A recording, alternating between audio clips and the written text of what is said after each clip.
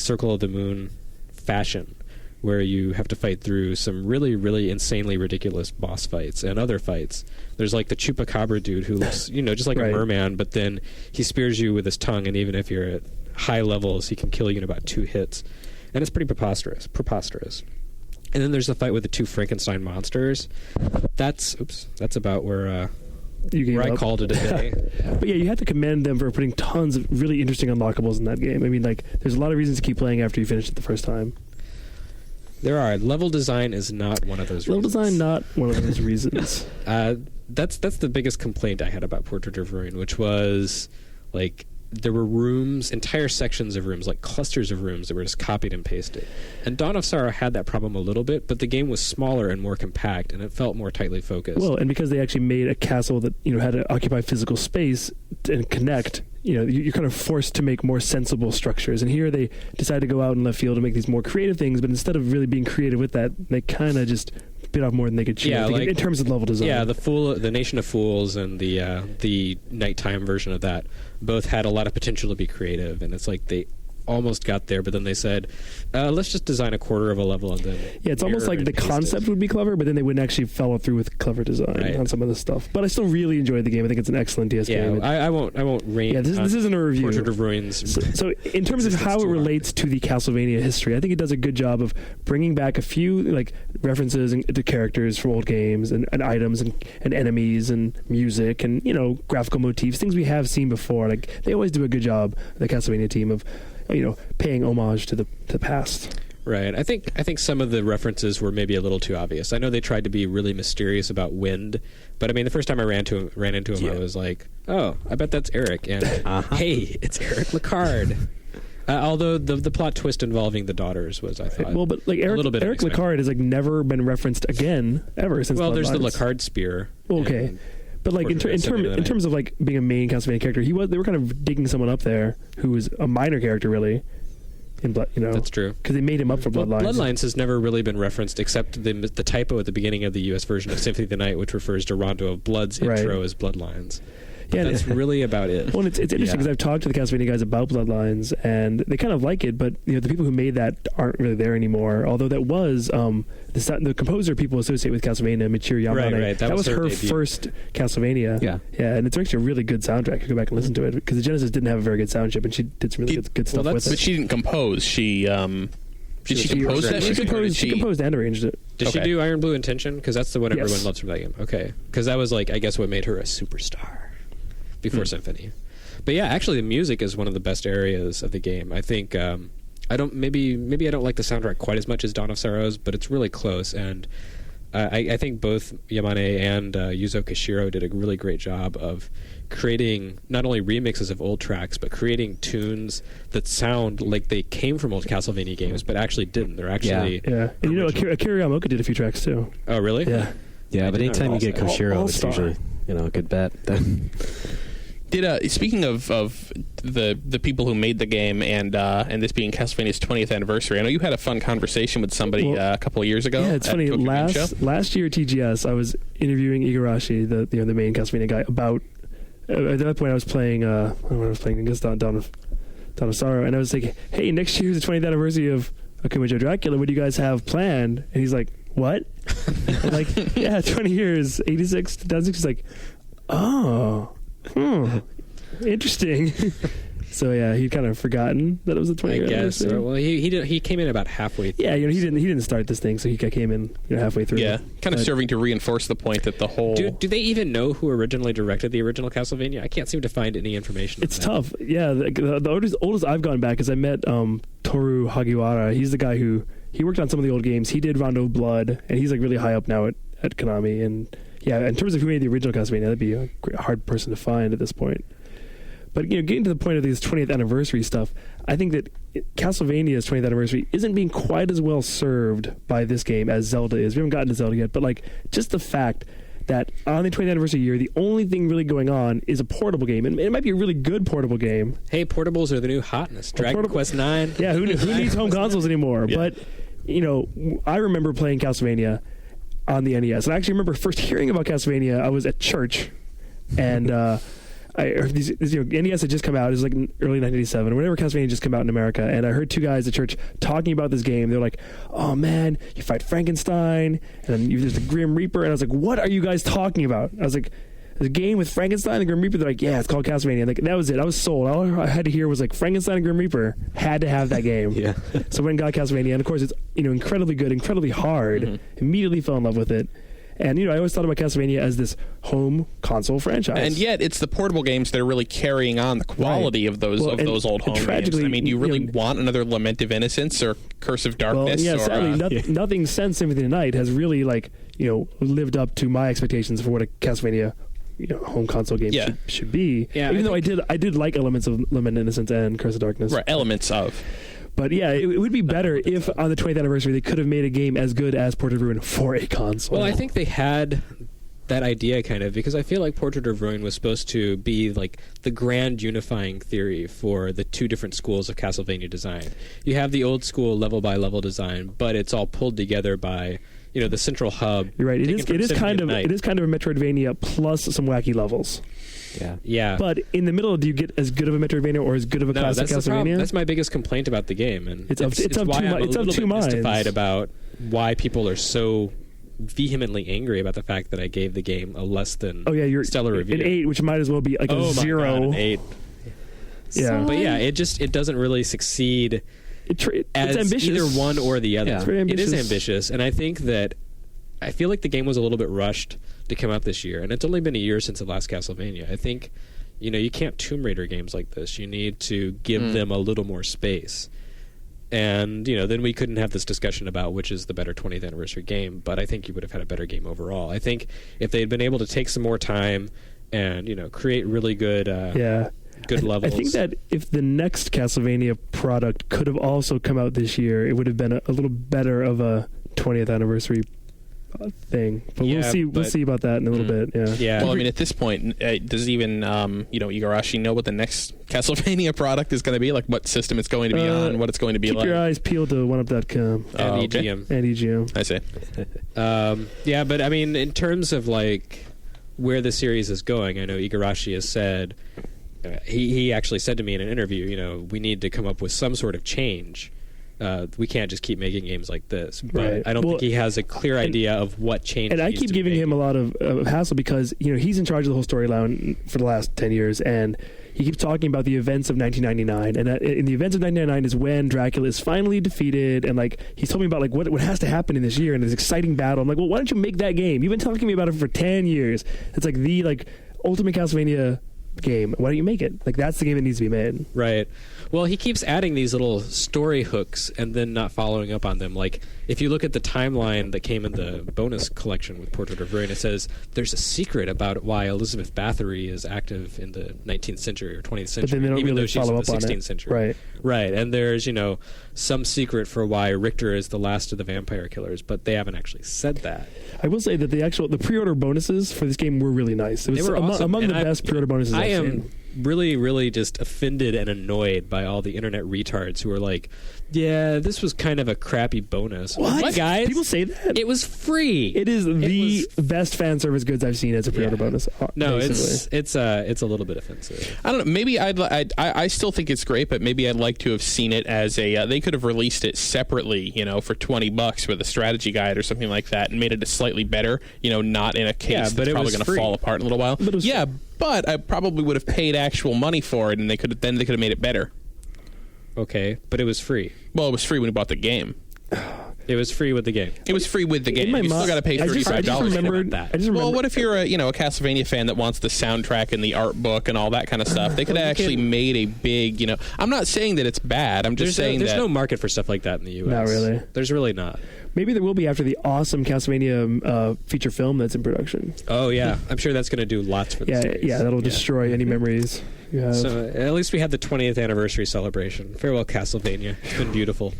Nice knowing you. I'm going to go home and play that hamster version of Haunted Castle. That'll put the final nail in the coffin for me. But anyway, back to Portrait of Ruin and just the little things it does. One of the things that really impressed me was the game's final battle, which is pretty much something that's kind of been coming since well, for as long as the series has been around, you have basically the final two bosses of every Castlevania game fighting you together. You have Death and you have Dracula tag teaming and then fusing together, which is, it's kind of Dragon Ballish, but whatever. I mean, it's a really cool fight. Yeah, and it's also really, really difficult because I'm they a keep big, changing up their strategy. I'm a big Death fan. I always look forward to seeing how Death is done. And like some Castlevanias, they kind he of looks retarded in this game. Well, the art, we won't get into the art, but just in terms of the battle, battle itself, sometimes it's way too easy, and I get really pissed off because the Death battle should be hard. Yeah, so the Dawn of Sorrow Death battle was a bitch. Yeah. It was really, really hard with those two skulls that appeared on the side of the screen. Right, but let's not talk about like the Castlevania 2 Death battle or even the Symphony of the Night Death battle. That was too Nothing easy. in Castlevania 2 was hard except decrypting the horrible dialogue. Translation. Yeah. But otherwise, no, Portrait of Ruin, I don't know. You don't know? Ray, what have you seen that's particularly struck you as a notable...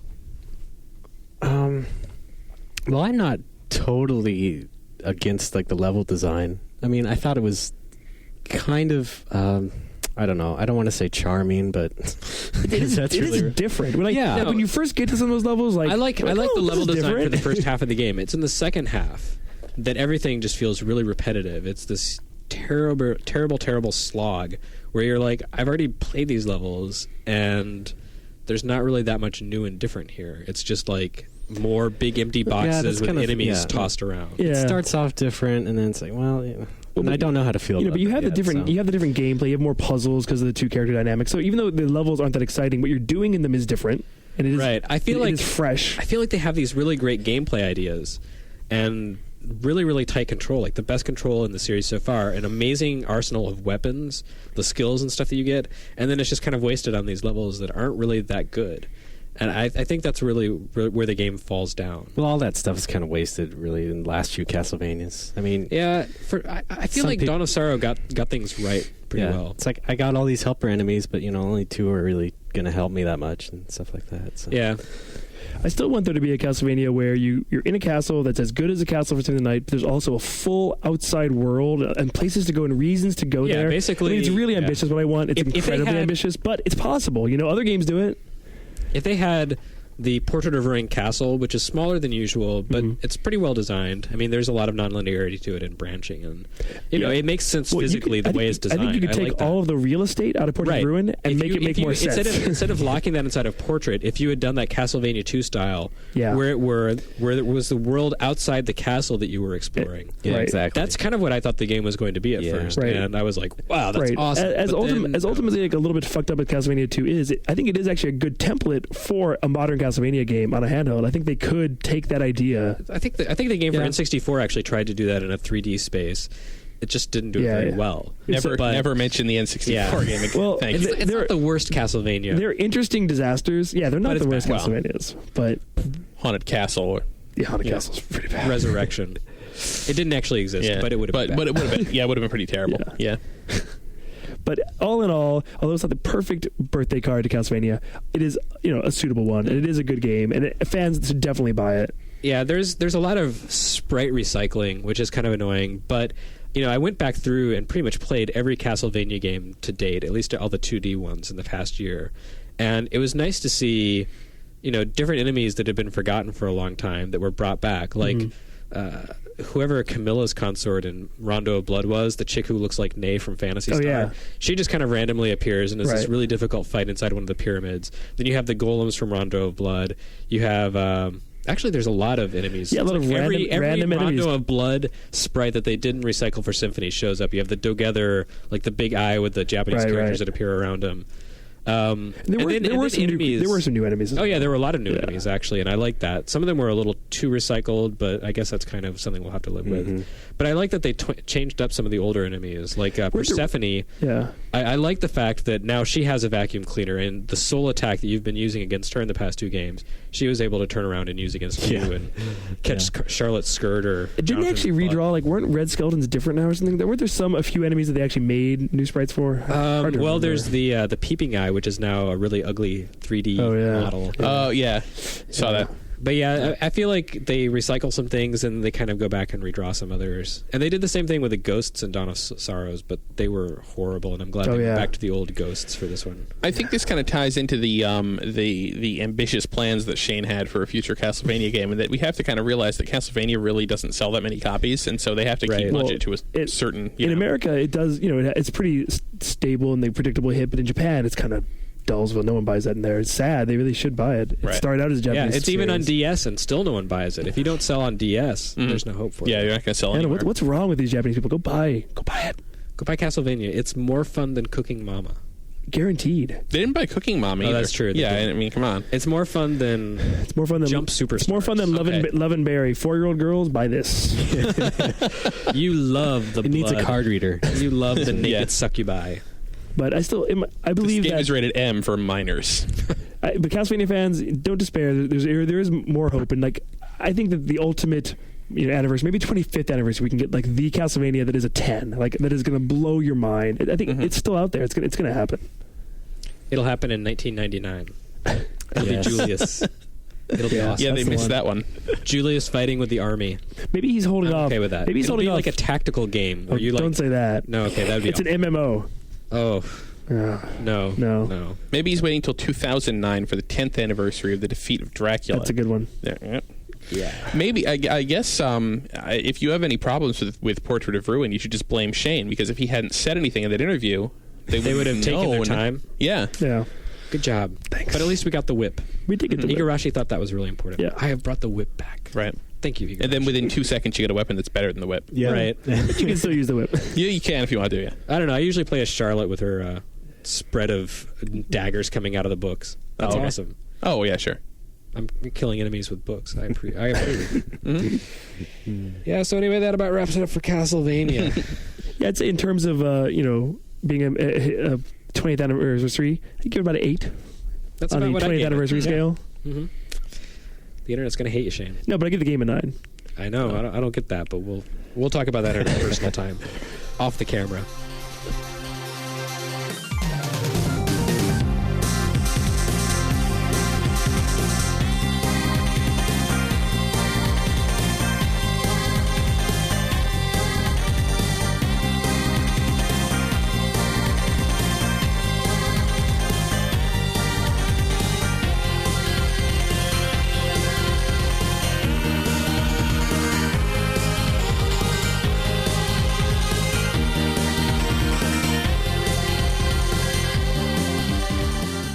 And now it's time for This Week in Retro, a recap of all your favorite retro news for the week of whatever the hell week this is. I think I announced it at the beginning. Scroll back. All right, scroll back. So let's see. We'll start with the Virtual Console. This week's Virtual Console releases: Alien Crush for TurboGrafx. Yay. Yeah. Ice Hockey for NES. Yeah. I'll say yay. I thought I was going to say yay until I played it, and then I was like, Puyo, Dr. Robotnik's Mean Bean Machine, which I didn't think I was going to be that yay about, and then I asked my girlfriend to play with me, and she wouldn't stop playing, and I was like, I need my TV back. Music's so awful, though. What's that? The music is so awful. Well, that's kind of a given. Yeah. I kind of wish that they would take this opportunity to release Dr. Robotnik and Puyo Puyo at the same time for the same price. You know what I wonder about is why Nintendo let them release Mean Bean Machine, because it means they're not going to be able to release Kirby's Avalanche or whatever the hell. Well, you think it doesn't mean that, but yeah, that would be a little rapacious even for Nintendo. My guess is that they probably got some sort of licensing fee for putting Mean Bean Machine out there, so they'd actually make more money. Well, yeah, letting Sega do the third-party version of the same game. I don't know. They can release both, and people can decide which one they want. Possibly. And finally, Gunstar Heroes. Yay! And I'm not a Treasure fan, and I accept that this is a personal failing in me, because I've tried many times to like Treasure games. No biases. I just go in and say, make me like you. And aside from, what was it? Muteki Batsuga. What the hell was that? The self-destructive exploding game. Oh, Bangayo? Yeah, Bangayo. Yes. I can only remember what the translation of the Japanese title means. Bangayo, yes. Bangayo. Yeah, I like that. That was awesome. Yeah. Yeah. But no, I played Gunstar Heroes last night, and for the first time, it clicked. Gotcha. I Yay. liked it. I really enjoyed it. I don't think I like it as much as Sam Kennedy, but I don't think anyone does. He's a Well, we all like Sam Kennedy. we do, but not as much as he likes Gunstar Heroes. Oh, I see. I he see where you're really going. likes it. Gotcha. It's a little on the psychopathic side. It's a little disconcerting for me now, the feature of the Wii that tells you how long you've played video games, because when I shut off my Wii last night, I looked at that little thing, and apparently I had played Gunstar Heroes for 3.5 hours.